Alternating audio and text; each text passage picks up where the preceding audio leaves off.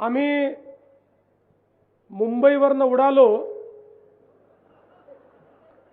त्यावेळी आम्हाला विमानाच्या खिडकीतनं एक मोठा समुद्र दिसत होता, पण या ठिकाणी आल्यानंतर त्याही पेक्षा मोठा भाविकांचा समुद्र आम्हाला पाहायला मिळतोय।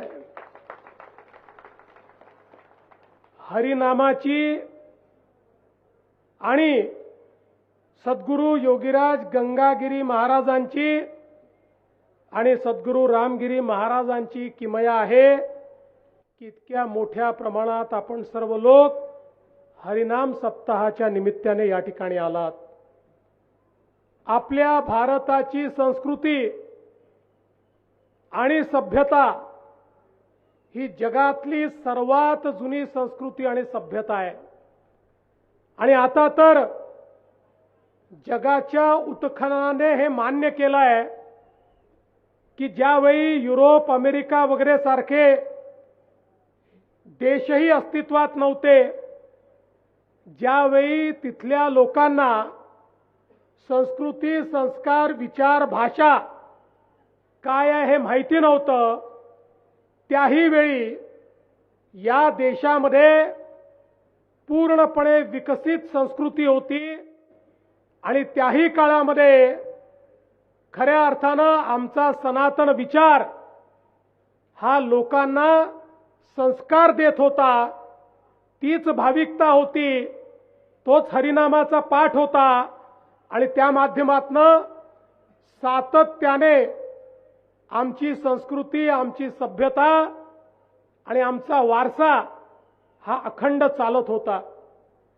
आज आपण बघा, जगाच्या इतिहासावर अनेक देशांमध्ये अनेक आक्रमणे झाली आणि त्या प्रत्येक देशाचा इतिहास बदलला। आक्रमणामुळे विचार बदलले, धर्म बदलला, संस्कृती बदलली, पण आपल्या भारतामध्ये मात्र ते परिवर्तन होऊ शकलं नाही। हजारो वर्ष आक्रांत्यांनी आक्रमण केलं, पण त्या आक्रमणामुळे आमच्यावर त्याचा कुठलाही परिणाम झाला नाही।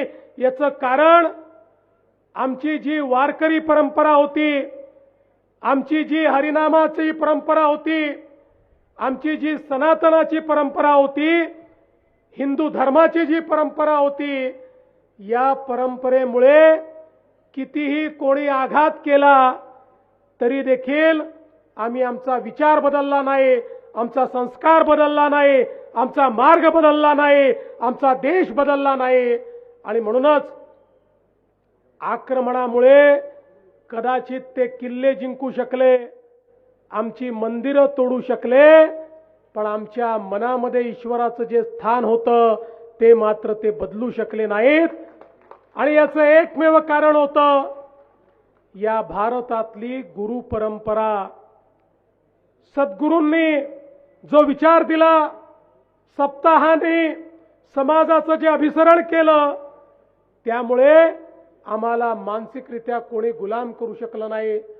आमच्या वारकरी परंपरेमध्ये कोणालाही निमंत्रण न देता सर्वांची पावलं आषाढीच्या निमित्ताने ज्यावेळी पंढरपूरला जायला लागली, आक्रमण तर अनेक झाली, पण तरी देखील ही पावलं कोणी थांबवू शकलं नाही। हरिनामाचा गजर हा कोणी थांबवू शकला नाही, पांडुरंगाचा गजर हा कधीच थांबला नाही। ही खऱ्या अर्थानं आमच्या संतांनी आम्हाला दिलेली परंपरा आहे। आज आपण बघू शकतो 179 वर्ष सातत्याने सद्गुरू योगीराज गंगागिरी महाराजांनी ही सप्ताहाची परंपरा दिली। कित्येक पिढ्या निघून गेल्या, पण परंपरा तिथेच आहे आणि आजही सद्गुरू रामगिरी महाराजांच्या मार्गदर्शनाखाली आणि त्यांच्या आशीर्वादानं आपण इतक्या मोठ्या संख्येने या ठिकाणी येता। या ठिकाणी हरिनामाचं पठण होतं। हरिनामाचं पठण याकरता महत्त्वाचं आहे, ज्ञानेश्वर माऊलींपासनं तर जगद्गुरू तुकाराम महाराजांपर्यंत आपल्याला सांगितलं की हरिनामच असा आहे की जे आपल्या दुःखाचं हरण करू शकतं, आणि म्हणून हरिनामाचा या ठिकाणी संकीर्तन केलं पाहिजे. आणि हरिनामाचा दुसरा परिणाम काय आहे? हरिनामाच्या संकीर्तनामुळे माझ्यातला मी मरून जातो आणि आपण सगळे एक होतो. कोणाचाही स्वार्थ त्या ठिकाणी राहत नाही, कोणीही स्वतःचा विचार करत नाही, कोणी जातीपातीचा विचार करत नाही. सगळे एक होतात, सगळे एकमेकांमध्ये विठ्ठल पाहतात, सगळे एकमेकांमध्ये हरीचा वास त्या ठिकाणी पाहतात. आणि म्हणून आजच्या जगामध्ये हरिनामाच्या संकीर्तनापेक्षा दुसरा कुठलाही मोठा उपाय नाही की ज्यातनं आपलं जीवन यशस्वी होऊ शकतं. आणि म्हणूनच मी खऱ्या अर्थानं परमपूजनीय रामगिरी महाराजांचे आभार मानतो की त्यांनी एवढा मोठा संप्रदाय या ठिकाणी उभा केला, की जो संप्रदाय या ठिकाणी आमच्या भारताची, महाराष्ट्राची सज्जन शक्ती म्हणून या ठिकाणी काम करतो आहे, जो या ठिकाणी हरिभक्तीचं काम करत असताना आमच्यातलं अध्यात्म जीवित ठेवतोय, आमचे संस्कार जीवित ठेवतोय आणि पुढच्या पिढीमध्ये त्या संस्काराचं रोपण करण्याचं काम चाललंय. मला अतिशय आनंद आहे. मागच्या काळामध्ये आपल्या सरकारने निर्णय घेतला होता, सरला बेटावर ज्या ठिकाणी खऱ्या अर्थानं अध्यात्माचा त्या ठिकाणी वास आहे, ज्या ठिकाणून विचाराची प्रेरणा आपल्या सगळ्यांना भेटते, त्या सरला बेटावर वेगवेगळ्या प्रकारे विकास करण्याचा आराखडा आपण तयार केला. त्याचं काम देखील सुरू केलं. तिथला अतिशय चांगला हॉल झाला. रस्त्यांची कामं आता त्या ठिकाणी मोठ्या प्रमाणात पूर संरक्षणाची कामं आपण करतो. आणि पुढच्या काळामध्ये हा संपूर्ण विकास आराखडा झाल्यानंतर अतिशय सुंदर अशा पद्धतीनं हे जे आमचं सरला बेट आहे, हे संपूर्ण महाराष्ट्रातनं येणाऱ्या भाविकांकरता एक अतिशय ऊर्जेचं केंद्र असेल. आता त्या ठिकाणी सोलरचं काम देखील आम्ही हातामध्ये घेतो आणि संपूर्ण सोलरच्या विजेच्या माध्यमातून त्या ठिकाणी व्यवस्था उभ्या करण्याचं काम आम्ही करतो आहोत. आणि मी विश्वासानं सांगतो की सद्गुरू रामगिरी महाराजांच्या आशीर्वादानं आपल्या महाराष्ट्रातलं एक प्रमुख तीर्थस्थळ म्हणून सरला बेटाचा विकास त्या ठिकाणी केल्याशिवाय आपलं सरकार थांबणार नाही. मला या निमित्ताने हे देखील सांगायचं आहे की खऱ्या अर्थानं मगाशी शिंदे साहेबांनी सांगितलंय, खरं आहे, आमच्या पाठीशी देखील आध्यात्मिक शक्ती उभी होती, सज्जन शक्ती उभी होती. आणि म्हणूनच या महाराष्ट्रामध्ये हा विजय आम्हाला मिळाला.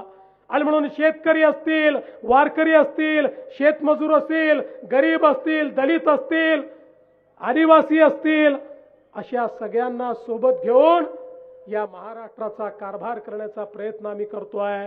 आणि मला सांगताना आनंद वाटतो की आमच्या शेतकऱ्यांना आम्ही जो शब्द दिला होता तो शब्द पूर्ण करत या ठिकाणी कर्जमाफीची केवळ घोषणा नाही तर कालपर्यंत 12.5 लाख शेतकऱ्यांच्या खात्यामध्ये पैसे देखील आम्ही पोहोचवले. दर 15 दिवसांनी नवीन यादी तयार करून त्यांच्या खात्यामध्ये पैसे आम्ही पोहोचवतो. 56 लाख शेतकऱ्यांना कर्जमाफी देण्याचा हा उपक्रम आता आपण सुरू केलेला आहे आणि शेतकऱ्यांच्या पाठीशी आपलं सरकार उभं आहे. मला आनंद आहे की आपल्या सरकारने शेतकऱ्यांना त्या ठिकाणी मोफत वीज देण्याचा निर्णय केला. आज शेतकऱ्यांना मोफत वीज आपण देतो आणि त्यासोबत आपण निर्धार केला होता की शेतकऱ्यांना दिवसाच 365 दिवस वीज मिळाली पाहिजे. 75% शेतकऱ्यांना दिवसा 8 तास वीज आपण देतोय. हळूहळू 100% शेतकऱ्यांना देऊ आणि त्यानंतर शेतकऱ्यांना 12 तास 365 दिवस मोफत वीज देण्याचा निर्णय देखील आपण घेतलेला आहे. आणि एवढंच नाही तर पूर्वीचे आमच्या शेतकऱ्यांवर 58,000 कोटी रुपयाची बिलं थकीत आहेत. आपल्या सरकारनं निर्णय केला 58,000 कोटी रुपयाची थकीत बिलं ही देखील आम्ही माफ करतो आहोत. शेतकऱ्यांकडनं त्याची देखील वसुली या ठिकाणी करायची नाही हा निर्णय आपण केलेला आहे. कारण आमचा बळीराजा, आमचा शेतकरी हा खऱ्या अर्थानं आमच्या केवळ ग्रामीण भागाचा नाही तर आमच्या अर्थव्यवस्थेचा कणा आहे आणि तोच खऱ्या अर्थानं अशा प्रकारच्या आमच्या हरिनामाच्या माध्यमातनं आमच्या सप्ताहाच्या माध्यमातनं आपल्या आध्यात्मिक शक्तीला जागृत ठेवतो आणि त्यामुळेच आमचे संस्कार आमच्या परंपरा या चांगल्या पद्धतीनं या ठिकाणी चाललेल्या आहेत।